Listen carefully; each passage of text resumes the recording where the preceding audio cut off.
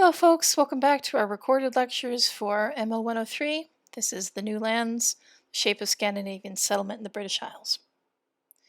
This is a bit more background for you, just to give you some more context to the setting for Assassin's Creed Valhalla.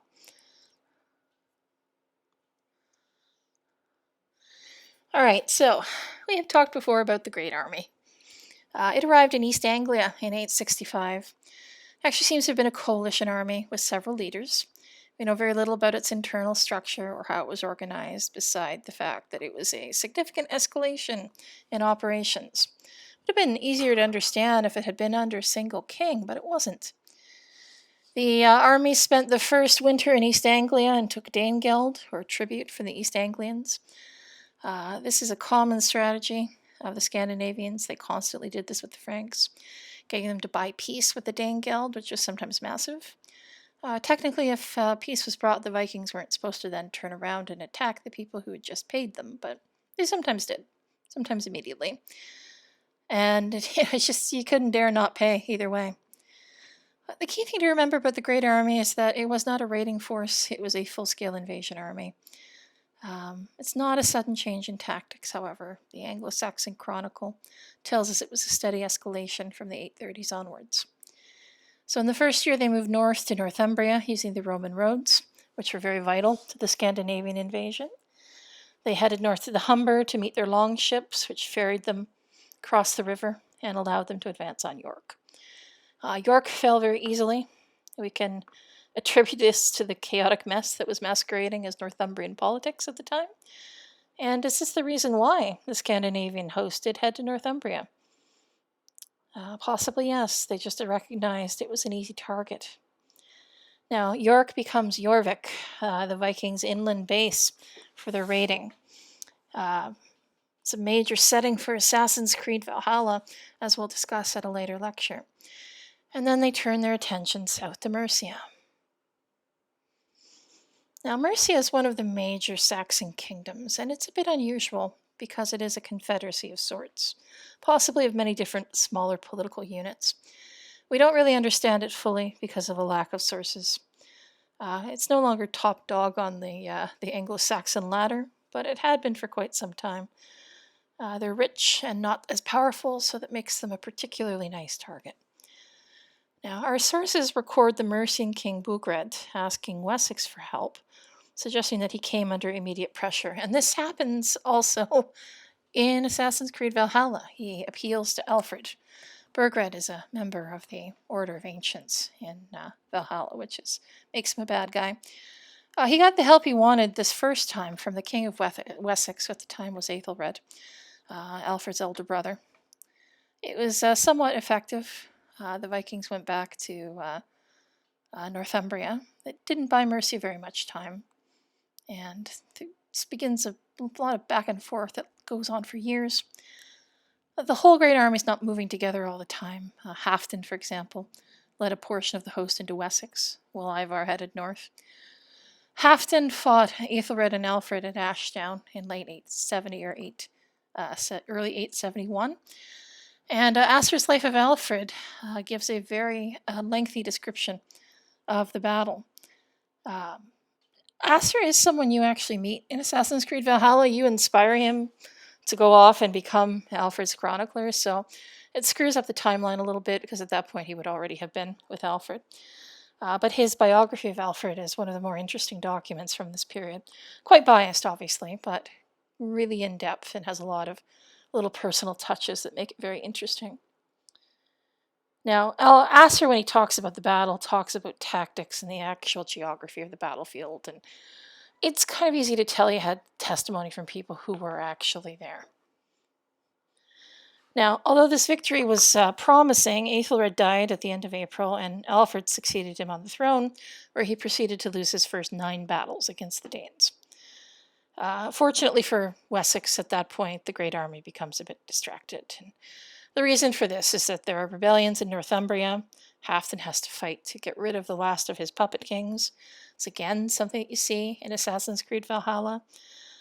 They're also engaged in exerting their control over Mercia. They drove King Bugred to flee and installed a puppet king, Ceolwulf, We've already talked about Ceolwulf in Assassin's Creed, so again, this is a reflection of reality. Now, puppet kings. They're actually a really good idea. Like, having to rule a kingdom yourself is a pain, especially if you don't have a strong power base. Having somebody rule it who is willing to pass along tribute to you on regular occasions is probably the best possible idea. All right, let's talk about Alfred. So it's difficult to talk about Alfred with any sort of assurance, simply because he's been so mythologized. These are the years when he supposedly saves England. We have to take that with a grain of salt. I mean, certainly they're dramatic events, but that's it. In 874, the Great Army seems to have divided. Possibly this is just, natural fragmentation. People might have gotten tired of raiding and wanted to settle down. Some parts of the army stayed active. Under Halfdan, most of his war bands focused on Northumbria. He was mostly into attacking the Kingdom of Dublin at that point. He does make himself King of Northumbria in 876. We do see Ivor in the game involved in that. Did I mention that already? Losing track. Other elements of the original Great Army continued operations in the south. They focused on East Anglia, then on Wessex.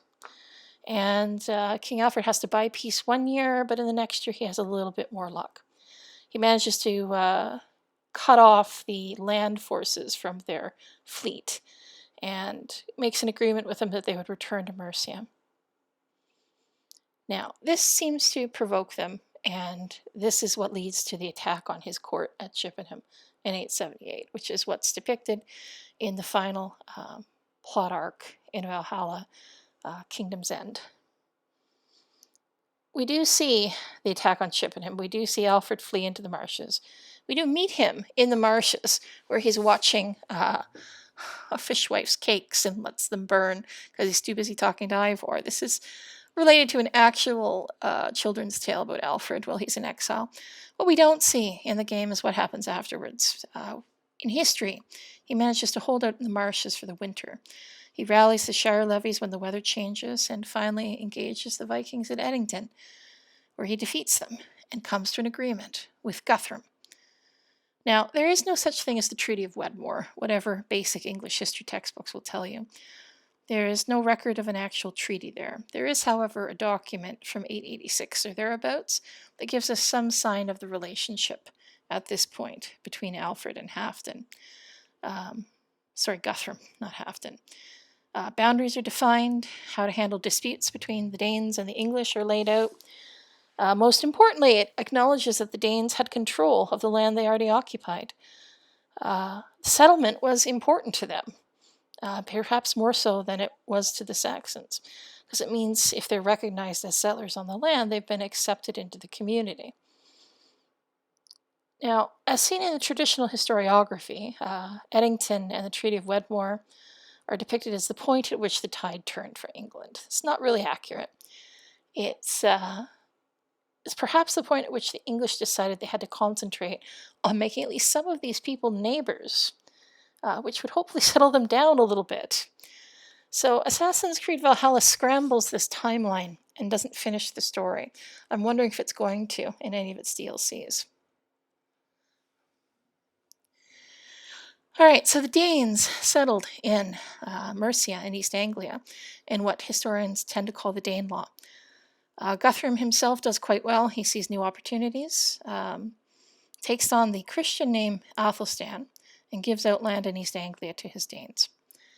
So we can look at the central part of Alfred's reign as the working out of the consequences of this settlement. Guthrum died in 890, but he'd upheld the promises he made to Alfred when he let him stand as his godparent in his baptism. Alfred would go on to retake London in 886 to crack down on piracy. He took control of most of the remaining territory of Mercia through his daughter's marriage to the alderman Aethelred.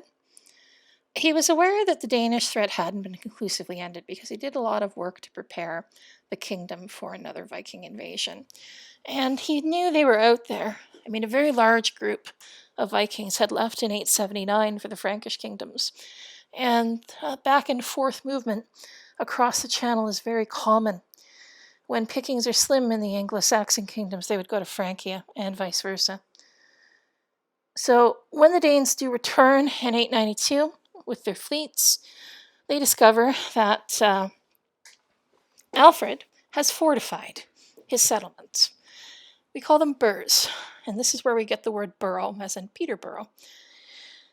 They're unable to loot or occupy any of these major towns, and this basically prevented them from carrying out their usual techniques, and it caused this new host to break up within a few years. Some of the war bands went off to settle in Northumbria, others went to the continent. And this is traditionally seen as the end of the first Viking period in England. So what happens afterwards, the extension of the settlement, is just so murky to us. We simply don't have the sources, but the story is definitely one of settlement and of assimilation. It's likely that the settlement wasn't particularly well organized, or we'd know more than we do. We don't even know where it happened in some cases. Place name evidence can be helpful. Names ending with BY or with Thorpe, or names that end in TON, but have like a Scandinavian first half slapped onto them, can show us where Scandinavian settlers had influence, maybe. The problem, of course, is that people tend to overblow linguistic evidence. You can't take a Scandinavian place name to mean massive immigration. Historians look at it as probably something that was originally organized by the original military leaders. Land could have been seen as an extension of plunder, so the chieftain could hand it out to the members of his band. And we know that the leaders of the Danelaw actually maintained a military lifestyle for at least a couple of generations. We have them establishing themselves in fortified centers on the important rivers. And we can make an assumption that a lot of the immigration that did happen came due to cultural contact. So relatives come to join relatives, traders set up shop in a new area, that sort of thing. It's difficult to make generalizations given the lack of sources, given the likely diversity of the Danelaw. All right, just to close us off. There is a sense of Danish identity that persists in the Danelaw, of course. King Edgar, in the late 9th century, or the mid-9th century, 10th century rather, issues a law code that recognizes that he is under the obligation to legislate separately for the Danes and respect their customs. And this is a practical acknowledgement on his part because he needs their support in the north. Multiculturalism is not a 21st century invention, people, not even a 20th century invention. Group identity in the early Middle Ages is very complex, and multi-ethnic states are common. Now, some historians make an argument that ethnic identity followed the law rather than vice versa. I'm not sure. It seems like a chicken and the egg sort of question, as we are not on the ground in that time period. It's all speculative. Certainly there are other Danish law codes in the 10th and 11th century from English kings. May have been a way of recognizing their Danish political constituencies amongst the elite and sort of making a public gesture of respecting their privileges. Now, the term Danelaw is not actually used until the reign of Ethelred II. Guthrum's treaty or agreement with Alfred does not create the Danelaw. It isn't made, it grows. Historians use it as a term of convenience at this point, and there's some debate as to whether or not we should. Now, Christianization can serve as a tool for unity as well. This is what part of that agreement with Guthrum was about, of course, and Alfred tries it with other Viking leaders. We don't have any documentary evidence about how successful conversion was in the Danelaw.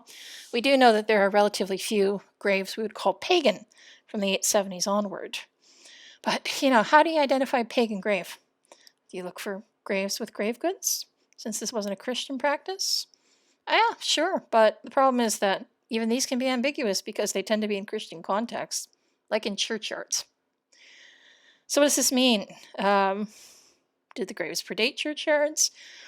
Did non-Christians not care about being buried on other people's holy grounds? Is there fuzziness in the definition of their faith? Are grave goods clung to as a cultural tradition, even as they make this shift religiously speaking? So many different possibilities. Possibly what would need to be said is that we can't draw sharp distinctions between the two faiths in this period. Christianization is a continuum. It's not an either-or binary in the early medieval world. In general, we have to question how much of a Scandinavian identity was kept. Some degree of cultural assimilation or hybridization, at the very least, is almost a given. Obviously, once your interests start to coincide, once you start to intermarry with the locals, cultural mixing and borrowing happens quite frequently. And if you're just a military elite, you are going to be acculturated. It won't be the other way around. It's just, that's the way cultures work. All right, a bit of a shorter one there, but I just wanted to give you a sense of some of the historical issues surrounding settlement. Again, it highlights the context of Assassin's Creed Valhalla. It doesn't really, what we can conclude is that settlement patterns are not portrayed particularly accurately in the game, but there is some thought put towards them, which is interesting to see. Okay, that will do us for tonight, and have a good rest of the weekend, guys.